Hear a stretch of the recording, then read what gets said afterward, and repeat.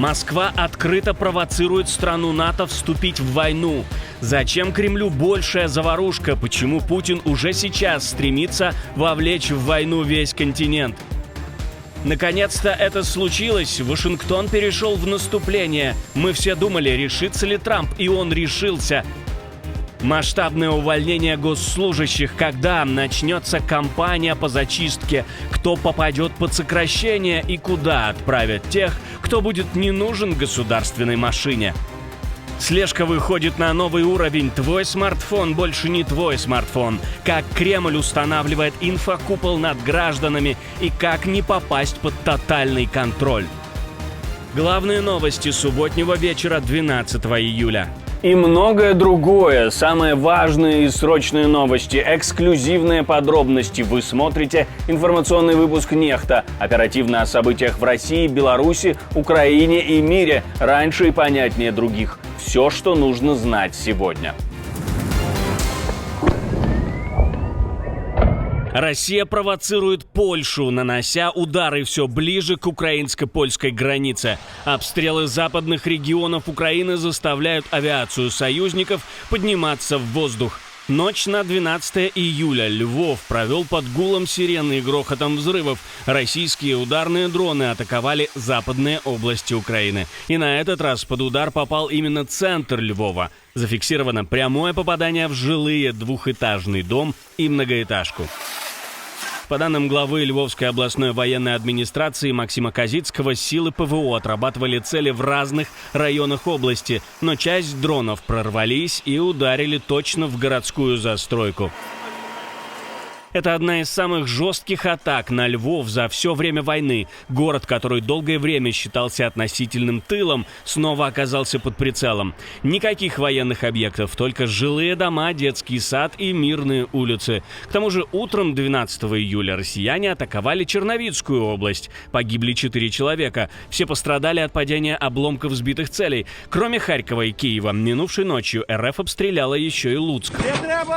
Но не только Украина. В Речицком районе в Беларуси истребитель поднялся в небо, чтобы перехватить беспилотник, похожий на российский «Шахед». Об этом сообщает издание «Флагшток». Что интересно, украинские мониторинговые каналы в это время не фиксировали нарушений воздушного пространства Беларуси. Кто именно запустил дрон, остается загадкой. Возникает логичный вопрос: Беларусь сбивает российские дроны? Это случайность или все-таки начало чего-то большего? И у меня тут вопрос к вам. Как вы думаете, связана ли эта атака с дипломатической войной между Польшей и Россией, закрытием польского консульства в Калининграде накануне, о котором мы говорили в предыдущем выпуске «Ну и новости»? Пишите в комментарии, что думаете под этим видео обязательно. Ну а министр иностранных дел Украины резко отреагировал на новую массированную атаку РФ. По его словам, Россия продолжает ежедневный террор, обрушивая сотни дронов и ракет на украинские города, уничтожая жилые кварталы и убивая мирных жителей. Российская военная машина ежедневно производит сотни средств террора. Ее масштабы представляют угрозу не только для Украины, но и для всего трансатлантического сообщества. В интересах наших партнеров как можно скорее нанести удар по этой фабрике террора новыми сильными санкциями, 18-м пакетом ЕС и законопроектом Грэма Блюменталя. Пока Россия зарабатывает миллиарды на нефти, эти деньги превращаются в ракеты и дроны. Украина в очередной раз требует перекрыть поток нефтяных доходов, из которых финансируется война. Германия сдалась, но в Кремле этому рады не будут, а Киев готовится к усилению, ведь еще летом получит первые дальнобойные ракеты от Берлина. Соглашение между военно-промышленным комплексом и Минобороны Украины было подписано недавно, сама программа стартовала в конце мая. По словам генерал-майора Бундесвера, речь идет не о штучных поставках. В будущем ожидается более трехзначное число ракет, как заявляют в Германии. Нужны системы вооружения, способные проникать далеко вглубь российской территории и атаковать склады, командные пункты, аэродромы и самолеты. Германия тесно координирует действия с партнерами по вопросу поставки в Украину новых систем ПВО средней и большой дальности, говорит генерал. А новые поставки, цитирую, значительно усилят ПВО Украины и ее наступательные возможности в ближайшие месяцы. Глава скандинавского государства жестко прошелся по стратегическим просчетам Кремля. В интервью The Sydney Herald президент Финляндии заявил, Россия нормальной демократической страной уже не станет. И самое опасное начнется после окончания войны в Украине. В ближайшие 5-10 лет в отношении России верны два факта. Во-первых, она не вернется к мирной и либеральной демократии. Во-вторых, она продолжит наращивать военный потенциал. А когда война в Украине закончится, а она рано или поздно закончится, нужно задать себе вопрос, куда девать 1,2 миллиона солдат. По словам президента Финляндии, у Путина был четкий расчет подчинить Украину, развалить НАТО, уничтожить трансатлантическое партнерство и разъединить ЕС. Все пошло с точностью да наоборот. Цитирую, он хотел умиротворить Украину, теперь она будет в ЕС и, скорее всего, в НАТО. Хотел распустить НАТО, а получил удвоенную границу с Альянсом из-за вступления Финляндии. Хотел разрушить трансатлантическое партнерство, а мы, наоборот, увеличиваем расходы на оборону до 5% ВВП в ближайшие 10 лет. Хотел развалить ЕС, а я никогда не видел его таким сплоченным. Он проиграл по всем направлениям. Конец цитаты. При этом Ступ считает маловероятным, что Путин рискнет проверить 5-ю статью Устава НАТО, начав агрессию против стран Альянса. Но недооценивать угрозу опасно. Кремль запустил вирусный мессенджер, чтобы контролировать телефоны граждан. Новый цифровой инструмент тотального надзора, замаскированный под обычное приложение. За фасадом замены Telegram скрывается технология, которая получает доступ ко всему, от камеры и микрофона до системных процессов твоего телефона. Он не спит, не отключается и продолжает работать даже тогда, когда вы не пользуетесь устройствами. И волна рекламы от государственных блогеров и так называемых лидеров общественного мнения полилась в интернет. Друзья, привет! Я недавно скачала приложение Max, и знаете что?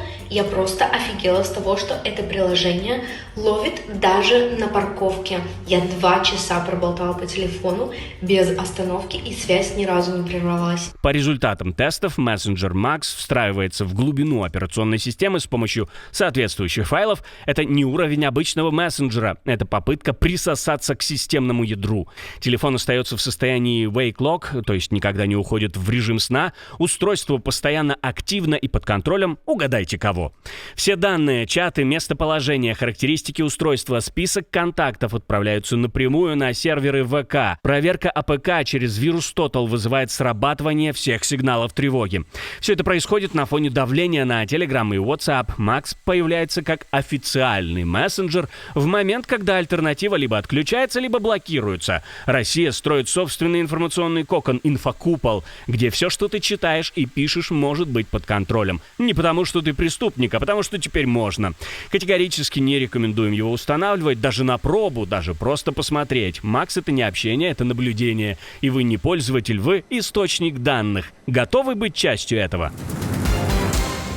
Американский удар по мировой торговле. Дональд Трамп объявил, что с 1 августа США вводят 30% пошлины на весь импорт из ЕС и Мексики. И это только начало. Заявление Трамп опубликовал в соцсети Truth Social. Говорит, этих тарифов даже мало, чтобы закрыть дыру в торговом балансе. Хочешь не платить — строй завод в Америке.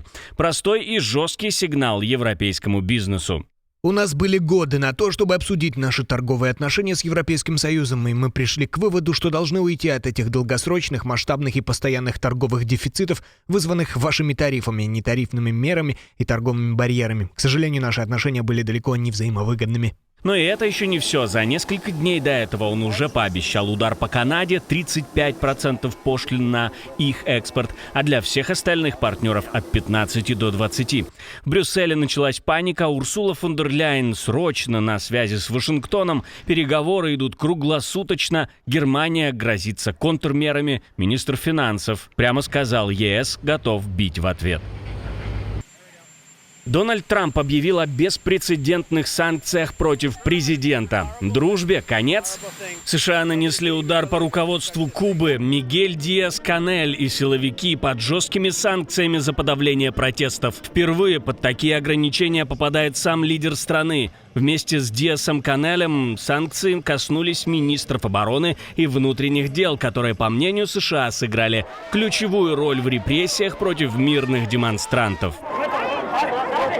Им запрещен въезд на территорию США, а любые активы, связанные с американской юрисдикцией, будут заморожены. Протесты 2021 года стали крупнейшими за десятилетия. Люди требовали еды, лекарств, свободы и перемен. Ответом стали аресты, насилие и тысячи задержанных. Именно тогда, как считают в Вашингтоне, кубинская власть окончательно перешла черту. США заявляют, эти меры не просто символ, это сигнал. Режим кубинский должен прекратить репрессии, освободить политзаключенных и начать реальные реформы. Вашингтон призывает международное сообщество подключиться к давлению на Гавану. Кубинские власти, как и ожидалось, уже обвинили США в грубом вмешательстве во внутренние дела. Тем временем в Конгрессе обсуждают аналогичные меры против других авторитарных режимов. В российском Центробанке доказали, что экономическая ситуация в России на самом деле не такая уж и плохая.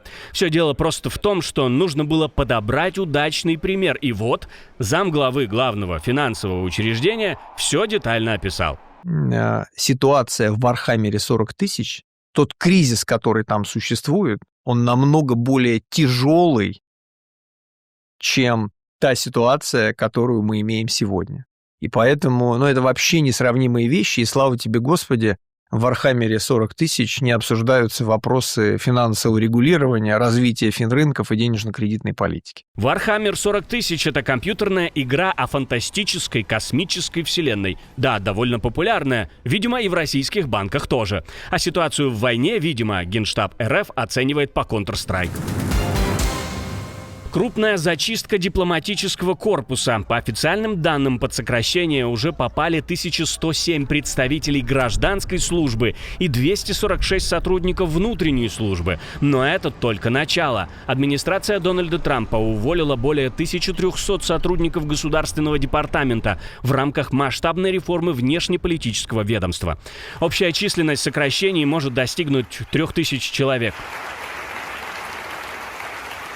Речь идет не просто о ротации, а о системной перестройке кадровой архитектуры Госдепа под внешнеполитический курс Трампа. Как утверждают источники, речь идет о расчистке аппарата от тех, кто, по мнению Белого дома, ориентирован на старую линию и не готов поддерживать новые принципы жесткой дипломатии. Кого именно заменят, пока не раскрывается, но очевидно, что реформы затронут не только бумажные должности, но и ключевые позиции в американских посольствах и миссиях по всему миру.